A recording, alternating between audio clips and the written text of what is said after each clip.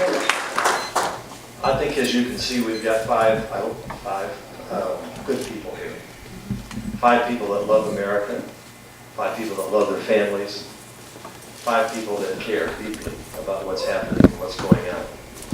And I'm privileged to be part of them. I've re-engaged because I care deeply about my country and care deeply about the future of this country. And I'm fearful, absolutely fearful about where we're headed. And it has to be stopped. It has to be stopped now, and we have to bring back those principles, those foundational principles on which our country was built, those constitutional principles upon which we have lived by. We have to bring along, I think, as I tried to say earlier, some tough decisions that are going to have to be made. Now, I served in the Army during a time of war. I served in Congress during a time of war.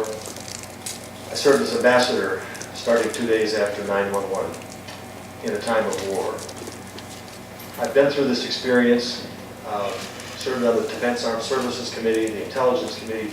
John, you and I need to have a good debate about Iraq and about weapons of mass destruction, because I fundamentally disagree with you in terms of why we went in there. I started every day of my 4 years in Germany with an intelligence briefing.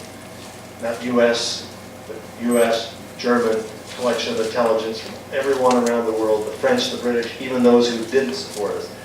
The evidence that was before us, and we can have this debate at another time. I want to thank you, Nate, for conducting such a fine event here.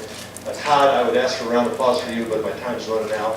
But I want to thank you for bringing this great group here together. If you nominate me to represent you in the race to come against whoever the Democrat might be, I promise you my absolute total commitment to go back to the fundamental principles of fiscal responsibility, individual liberty, one nation under God. Thank you very much.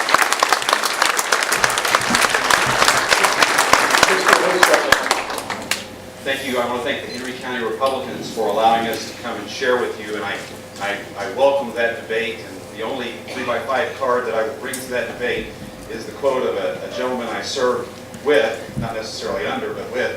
His name is George W. Bush, who on December 1st, 2008, when asked by Charlie Gibson if he had one do-over to do, what would he do? And George W. Bush said this, I'm paraphrasing slightly, the greatest regret of my... I didn't do that. The greatest regret of my presidency is that I wish the intelligence had been different.